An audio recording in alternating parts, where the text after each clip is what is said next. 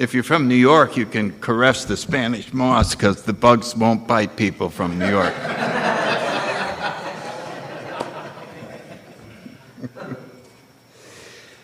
Well, I've sure had fun visiting with everybody, and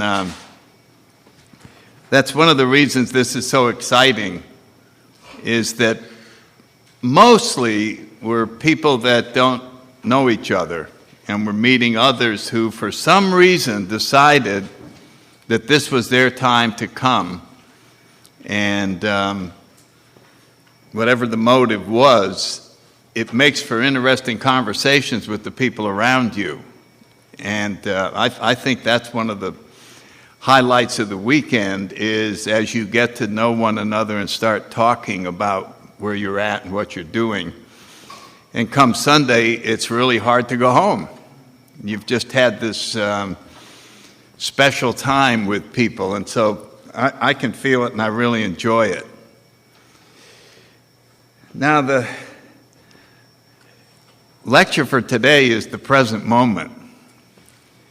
And if you stop and think about it, if someone asked you to give a talk on the now, the present moment, it might go something like this.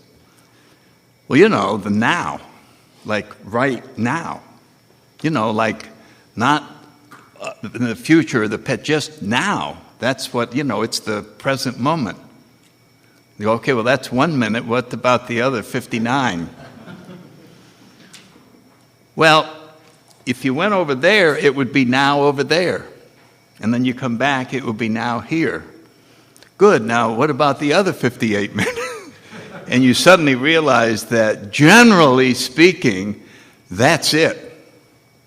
That ends up being the entire subject of it. And so that's why I got notes. I thought, if it is the most important thing, why is it so hard to find, and why is it so hard to talk about? And so I started with God could and would if he were sought. And the often-ness of seeking and sought in our literature, sought through prayer and meditation, just that sense of seeking. And then, as our big book suggests, when we drew near, he disclosed himself to us. Where is near? We all know that sentence, but precisely, where is that? Where do you go to draw near so that he will disclose himself?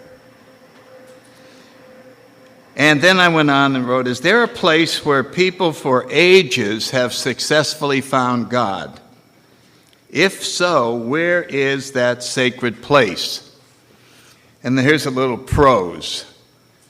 I dream of a place where all dreams end, a place where love, truth, and light were born, a place known as, out of our literature, the land of the ages, God's kingdom, the ultimate reality, or, from the 10th step, the world of the Spirit. The ultimate reality or the world of the Spirit. A place far away from us in distance and time. A place called right here, right now. I dream of someday awakening and returning to my land of origin, a land known as the now, the eternal present moment, God's only home. So it's easy to use flowery language to describe it, and then you can feel that would be great. But it's still no description with a map on how to get there. It's more or less, yes, part of us can relate that is exactly. And so I went on to think there's a great deal of difference between one day at a time and the present moment. One day at a time is a significant step forward in approaching the now, because we're eliminating everything but today. So we've eliminated all last year's problems and all of that. And we've eliminated to the best of our ability the business meeting next, and is the deal going to turn out? And we're just staying in the day. But that doesn't mean we can't spend the morning worrying about the afternoon and the afternoon regretting the morning. We've just shrunk down the load that we're carrying to 4 hours worth instead of 10 years worth, but we're still carrying an unnecessary load. So there is a significant difference between a day at a time and the present moment. Now, religion and science are experts in the past and the future. I mean, the scientists now are down to the billionth of a second after the Big Bang and are explaining every single thing that has happened over a period of whatever it is, 11 billion years. And religion has the history of their particular religion going back thousands of years, maybe even longer. And a scenario of where it all leads and of things that are going to happen. Things that are going to happen. This is the path. This is where we hopefully are going. But none of them really spend too much time in this moment, in this exact moment. And that's where spirituality comes in. That is the specialty of spirituality, is getting us to the moment. So, the way I thought of approaching this was the same way that we approach in taking the steps, finding our true selves or the truth about ourselves. We find that by eliminating everything that isn't true, by getting rid of old ideas. In other words, we dismantle, and then what's left or what gets revealed is our true nature. And the same thing could be said about the now. Well, if you want to discover it, we got to get rid of everything that isn't the now, which means we have to get rid of time itself. We have to eliminate time from the equation completely. And when you think about it, time was an arbitrary invention because it's too hard to look at everything all at once. It's too hard to look at 11 billion years all at once. So we break it up into ages, and even in evolution, the Neanderthal period, and you follow as if there was a beginning and an end to all of these chunks. And it's a very convenient way to measure things. We do the same thing with graphs. We have a very expansive situation, and we attempt to understand it, which is our nature. I got to understand this. You know what I mean? It's just, I got to get my hands around it rather than experience it. And so that's a lot of what that is. And I'll give you a great example of one right in AA. This is a departure from this, but I got involved in this.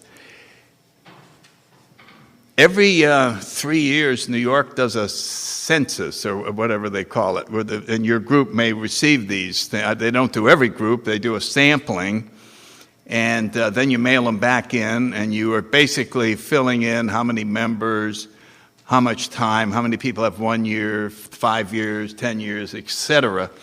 And at the end of that, they attempt to get a handle on what AA at the present moment is. And about 3 years ago, New York came out with that information, but they also came out with a graph that one of the staff put together at the last minute and added to the package, and it created quite a consternation Because if you looked at it, it looked like it said only 5% of the people that come to AA make it to the first year. That's what it looked like it said, because there was a misunderstanding in the time and the percentage of alcoholics. It formed a circle or a curve that went like that, and it was like 1 month, 50%, 2 months, 30, 20, and then it kept down, and 11 months was 5%. And it went all over. Today AA's recovery rate is so low, we got to go back to the basics, when it was 50%. And this chart was the centerpiece of that discussion. And some old-timers did a paper. I got it up here if anybody's interested. It's about 20 pages to disprove all that and to show that the recovery rate's exactly the same. It's really comforting to read that, because we're measuring people who earnestly tried, not who were dropped off by a bus. That's not fair to include them in statistics. Turns out the graph was a snapshot of a group. And they went in and said, how many people in this group right now have 1 month? 10. How many people have 2? How many people have 3? And then how many people have 11? And you add them all up, it added up to 100%. But that sucker went around. It was just, so you can see when you try and put something that way, it can be difficult to really get a handle on what's going on.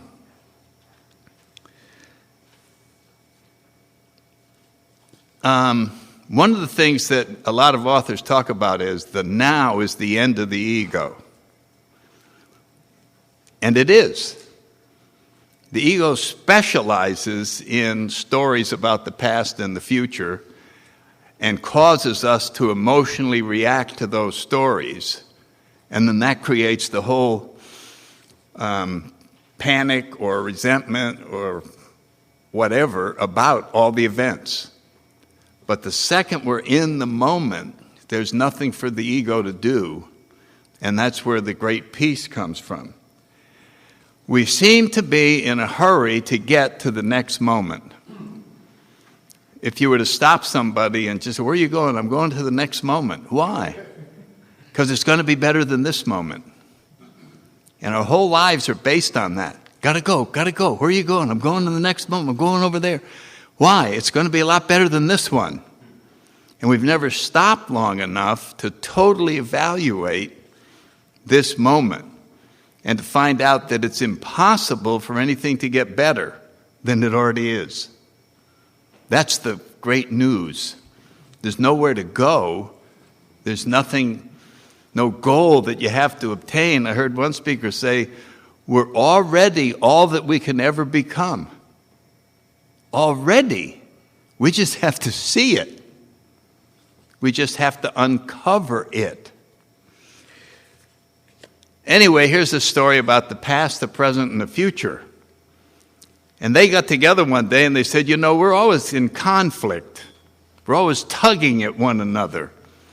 Why don't we hold a meeting, sort of like a peace council, and we'll see if we can come up with some kind of a compromise. And they all agreed. And then they pointed upstairs and they said, that meeting room upstairs is an historic room. A lot of important historical events take place in that room. Why don't we use that room? And they all said, yeah. So the only thing left was the time of the meeting. And the past said, I think we should hold the meeting 2 years ago. We're all familiar with that.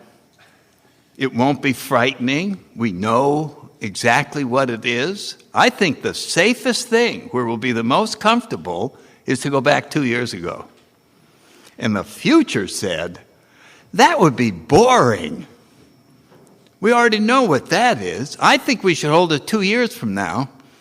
We don't have a clue what that would be. It'll be a big adventure. It'll be very exciting. It'll be dangerous. It'll be really something.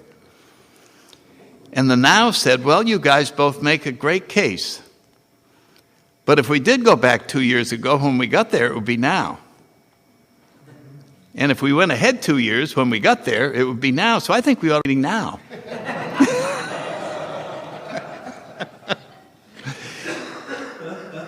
And the other two couldn't find a flaw in this argument, and they grumblingly agreed to go and sit around the table.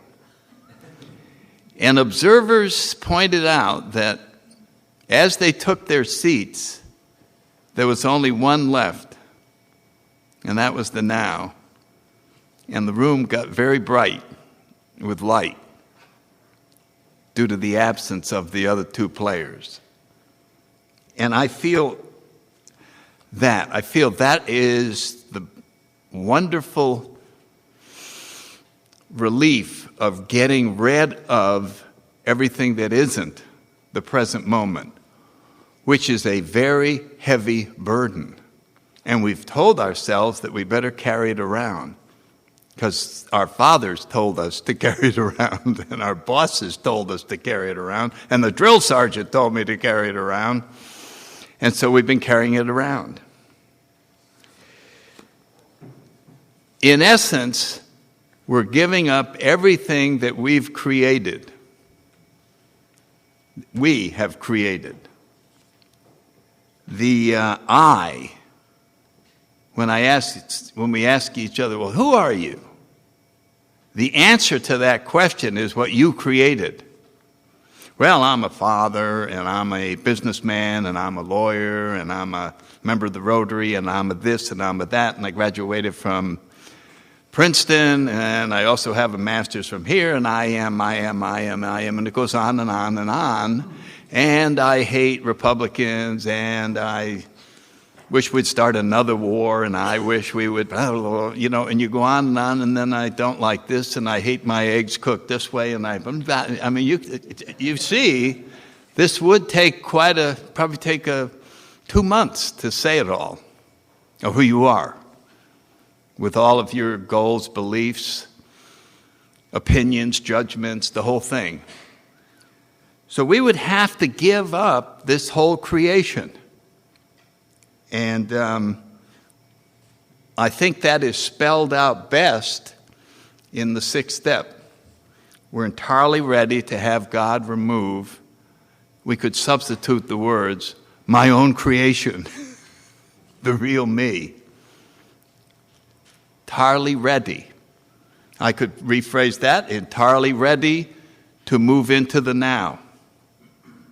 You could really see the 6th and 7th step as certainly a doorway into this thing that we're trying to get to called the now. And as I go back to when we drew near, he disclosed himself, we're starting to see that drawing near is getting closer to the present moment. Shedding all the things that are attaching us to other places. And as our book says in many places, at that time more will be revealed. And that is, I think what gets revealed is truth about your true self, and your true nature is love, which is the same as seeing God, because that's what God is. So this is sort of the ultimate point of all spirituality, is to get to that moment and to go through the sacrifice of eliminating everything that isn't. Our whole lifetime of effort was spent in creating the reality about ourselves. We created that by thinking it and feeling it and believing it and getting it from other places. I think back on being a child, and my father sat me down, just like your father probably sat you down. He said, son, I want to tell you something. This is your life. Nobody can lead this life for you. It's up to you to lead this life. And if you want to make something out of yourself, nobody else is going to make anything. Nobody's going to do it for you. You have to do it yourself. It's your life. And here's how it's done. And then we had all the lectures. You have to be hard. You have to be honest. You have to go to church. You have to treat people right. And if you get high grades, then you'll get a job. And if you work really hard, they'll get promoted. And then you get married. And then you'll get a house. And it was all of this thing. And it's all up to you. I don't know anybody that didn't get that message. And then we come to AA and we go, who was passing that stuff out? Why were they telling us that?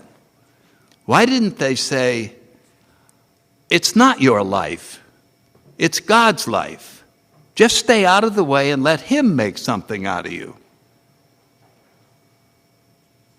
Oh, I don't think that would fly anywhere. Do you follow what I'm saying? Even right now, that's hard to take, isn't it? Get out of the way and let God make something out of you. That leaves you unemployed, without a job. What am I supposed to do? And we find out we're supposed to be an observer. And we're supposed to help others. Chuck talked about doing everything for fun and for free. That was his great saying. Just run around and help people for fun and for free, and God will take care of me. I remember asking him, I said, what about this thing about God takes care of those who take care of themselves? He said, that's wrong. Forget that. That's out. God takes care of those who help. God takes care of those who ask. It was an entirely revolutionary way of looking at it. And when you read A New Pair of Glasses, you see how he ran his business that way. And he got more business than he... People wouldn't take other bids than his. He was in the supermarket putting together the freezers and layout and all that. And they would just call him up and ask him to do the job and turn in a bill. And other businesses would say, well, why? And it was because when he went that way and just wanted, his only job was to make this guy happy. And on one occasion, the guy changed his mind in the middle and said, actually, I want all the freezers on this side. And so Chuck moved him over there at his own cost and was willing to take a $200,000 loss on the job. And the guy wouldn't let him.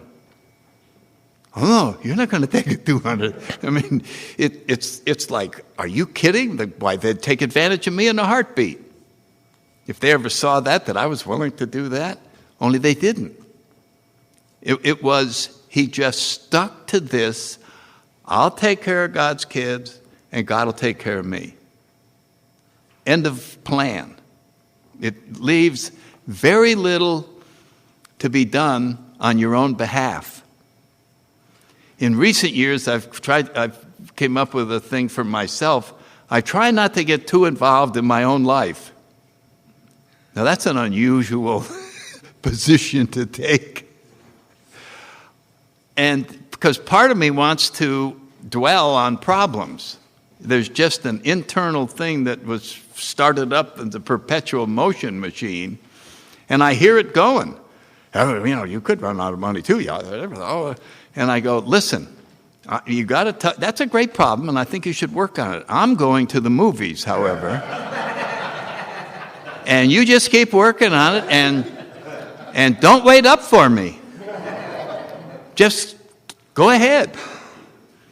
And of course, any time you let go of a problem like that, it starts to resolve or go away. And when you come back from the movies, it's hard to remember what was so exciting about it. And so this fits in. You see what that's doing? It is dismantling the old ideas and go right to the present moment of attending a movie. Look at this, look at this. This is where I am. I'm watching this scene. That's great. My whole being is watching the chase scene. How's he going to get out of this? Yeah, more popcorn. Yeah. Do you do anything? Yeah, well, I get Coke and popcorn, and that's my... Well, you're a grown-up man. You certainly should be responsible for more than that. No, that's all that stuff is working itself out. All that stuff is working itself out. So I came up against this old argument that I remember starting when I was in college. Is it predestination or free will? Did you ever get involved in that one? Is it predestination or free will? And this is where I am. You can go anywhere you want. Why, it's obviously both. It's obviously both. God's universe unfolds exactly as it's going to unfold. And there's nothing I can do about it. That's exactly what's going to happen. So I guess it's all predestined. No, I have complete control over how I react to it. I can not like it, hate it, love it. And my reaction to it is the world I live in. So my free will created everything in reacting to what was all laid out. And I'm very comfortable with that. I just ended up going, yeah, I created my free will created every unreality reality that I lived in. And spirituality is the freedom to just be an observer. And even if it's your own business problem, part of you can just go, I wonder how this works out. And then intuitively, which is entirely different, answers or waiting come. And they are generally quite superior to when you agonize over it. When you agonize. But there's a great deal of pride in coming up with it on your own. Agonizing and go, that guy is really smart. He came up with that. And we didn't give God a chance. We didn't do what Chuck said. Sit there and wait for guidance. We were impatient. Or we didn't want to give him the credit. Either way, we like to continue to run our own lives. That's all on there. Oh, yeah, in the 11th step in the 12 and 12, we may be granted a glimpse of the ultimate reality, God's kingdom. And here's another attribute of approaching the now.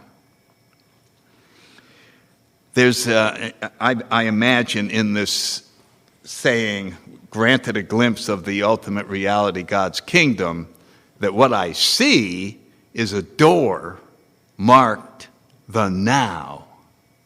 And then over the top of the door it says, beyond belief. So I come up to the door and I knock on it, and they say, who's there? And I go, Sandy B.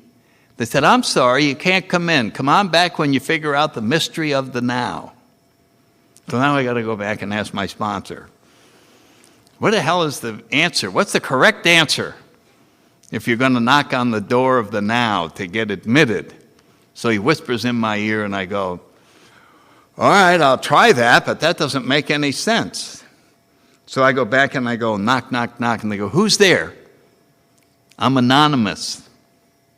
I'm the hole in the donut. No one is here. Come on in, the door's unlocked. No one is there. You see, I got rid of me, which is what our spirituality was doing, which was smashing old ideas until I'm left being a servant of God. All of these are the requirements to get in there. Now, in the religious sects, there are orders, especially in the Catholic Church, where people go and spend their whole lives trying to get there. The Jesuits specialize in high learning and the ability to focus on incredibly complex things. And the Franciscans, in the style of St. Francis, do it by having nothing. They live in monastery where they're only allowed to have 2 days' worth of food and minimum clothing. Just that's enough. Maybe one table, one bed. And they beg for all the food in order to feed the poor. And they're totally relying on being supplied on a daily basis. And they're not allowed to have any material possessions. And it's very difficult and austere. But there are great results that come about, just like St. Francis, where as his ego kept diminishing, people wanted to stand near his energy. And we see the pictures where the birds are standing and the animals are coming out. And there was this sense of well-being by simply being near that kind of absence of ego. Now, I don't think anybody in this room is going to join the Franciscans. I don't think I will. So maybe we're going to have to create an order in AA for this. And so I came up with an order that maybe we'd all join, and it's called the Wilsonian Order of the Present Moment. And if those of you that like Bill Wilson, you say, well, maybe I'll join that. What is this? And I say, you get to keep all your stuff. So there you go. I've already got everybody's attention now. You got a Cadillac, you get to keep your Cadillac. You got a boat, you get to... Okay, all right, let me in. All right, you got to take the oath. If you're ready to take the oath, here's the oath. You have to abandon and renounce your own personality, all goals, all causes, all opinions, all fears, all memories of the past, all belief, all hope, all power to choose, all faith, all resentments, all desire to know or understand, all plans for the future. You simply have to let go absolutely. And I can hear the response, what an order, I can't join it. Do not be discouraged. None of us are saints. We're willing to grow. So there was kind of what an oath to get in the now might look like. You can see it's all involved in getting rid of, surrendering everything that isn't the now. I found that it made me see it a lot clearer, like, yeah, that would take you there. That was the first step. I agreed that that would in fact work, that I had just laid out a map of how to get to this mysterious place called the now. I got to let go of a lot of stuff that I think is crucial to my well-being. And so I'll tell you just a couple of phrases. Those who forget the past are free of it. Those who don't plan for the future are free of it. Now, that's not the normal ending to those two things, but I ask you to think about it. Well, if I don't plan for the future, I won't be taken care of. Oh, well, you're not supposed to take care of yourself. You're supposed to trust God to take care of you. Yeah, I'll trust God, but I want $100,000 in the bank, and then I'll be glad to put my hand up, trusting God. So we have an inordinate trust in money. I don't know anybody who doesn't kind of put your hand back there and go, well, now I can get spiritual. I kind of feel I have a good foundation. See where it's there? Have you ever looked at the warning label on the money? You didn't see the warning label? In God we trust. Don't trust this money. What are you trusting this money for? There's a warning label right on there. Trust God, not this stuff. Well, I still carry cash. I mean, that's me. There's There's something about having about $200 in 20s that makes me feel more spiritual than I was until I had the $200 in 20s from the ATM.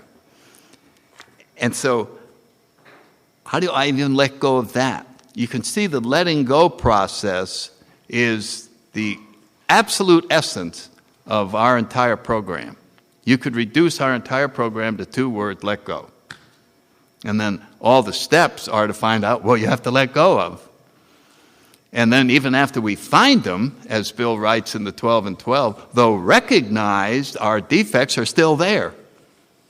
And we find out we can't get rid of them, so we have to ask God to do it. That's how tough it is to let go of what's keeping us from the now. We have to humble ourselves and say, I can't even let go of my own character defects. And I have to go ask God to do it, like, geez. And it's so hard to ask for help.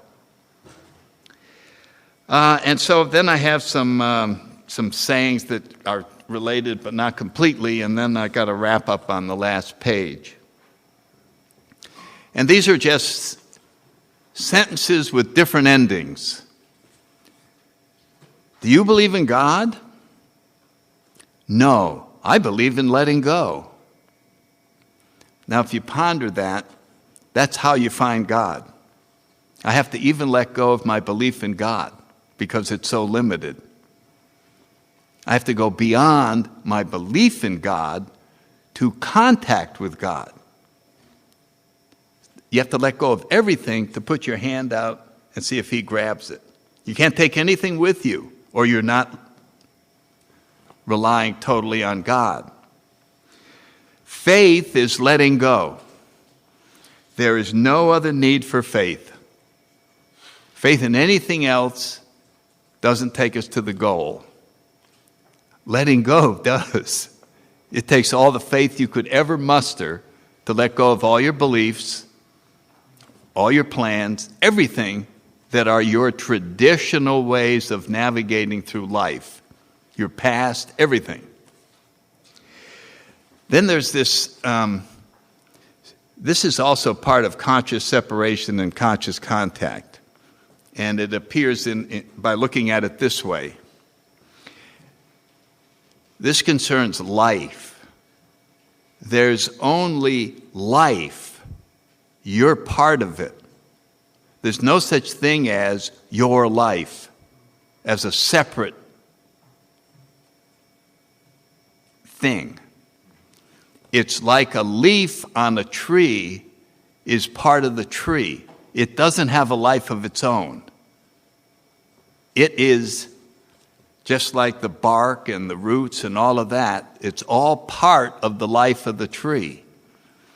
And we sense our separateness by by seeing that I have a life and you have a life, and then all of a sudden life is divided into a million parts, just like we were doing with time. There's just life, and we're part of it. And that life is God, and we're part of God. And as we see that we're part of life, then I'm part of you, and you're part of me, and we're all connected. There is no separation. So we have to get rid of our own life.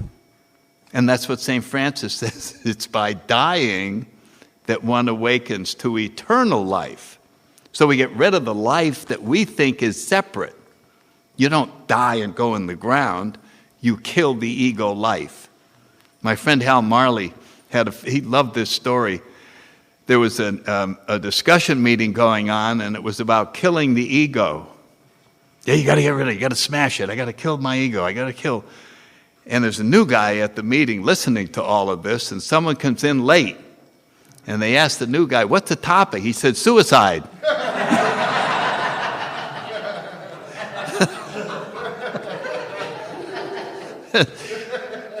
And that's what this feels like. I'm dying here. I'm dying. And that's good. In other words, that's a good feeling if, in fact, that part of us, which isn't real, is dying. The moment is the door of heaven. And then the last little thing was, you cannot say why anything happened. Just accept that you can't know. And there's a state called not knowing. And that's the best one to be in. I just don't know. In other words, knowing doesn't fix anything. So I go into a very blissful state of not knowing. Then, the whole point of meditation is to cause a sudden change in consciousness. And I never looked at meditation that way. It all has to do with the present moment. And when I do, when I expect it, well, I'm just going to sit until I see things differently. And I really have found that every time I do sit, I end up seeing something different. So if you tuck that away, that is why that is there. And as you see things differently, you have gotten rid of a part of your world and are seeing closer to the present moment. That's what that is, the process that's happening. And in our book, we have a sentence that says, something of great moment is apt to occur. It's in the 12 and 12 somewhere. And I like that phrase because it says something of great moment. And when something of great moment happens, we generally use a term called singular. A singular moment. When they invented the printing press. It was a moment in time when the entire world was entirely different than it was before that moment. And when you get to a moment of monstrous proportions, you call it a singularity, such as the Big Bang. It is just enormous. And as you look at a singularity, for example, if we're going to eliminate time, then I will make this statement. The Big Bang is still happening. That's a whole different way of looking at the Big Bang. It didn't happen 15 billion years ago. It's still happening, and we're part of it. And we were part of it then. There's been no matter added to the universe since the Big Bang. It is still happening. It's expanding. These things are forming. Life is appearing.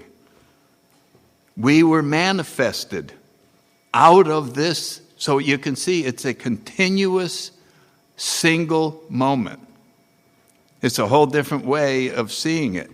Instead of trying to chop it up in understandable blocks, we simply say it's still happening.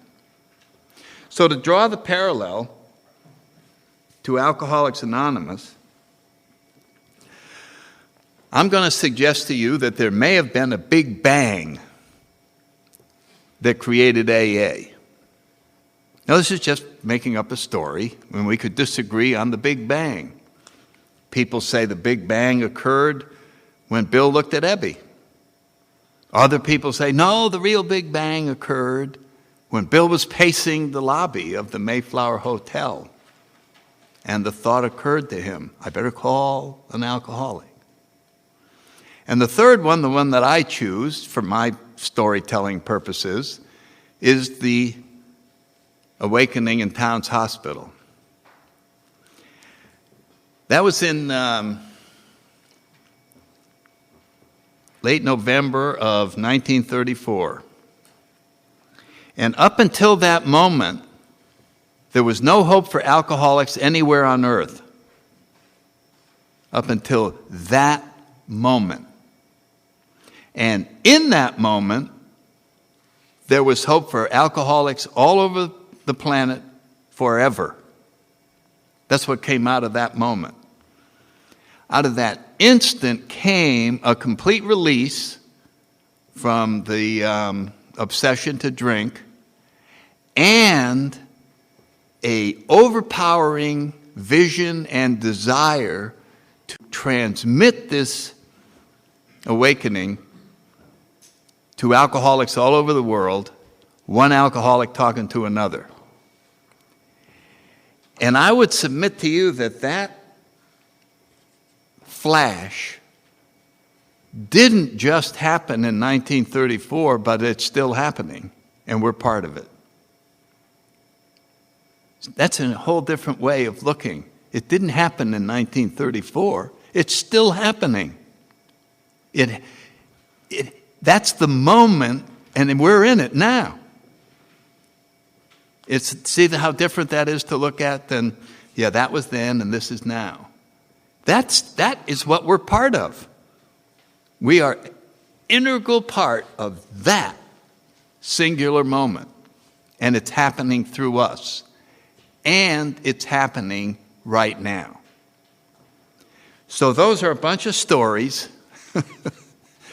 that are woven in a way to try and explain the unexplainable. It's a map, just like the big book is. There are no words to describe the now. There are only words on how to get there.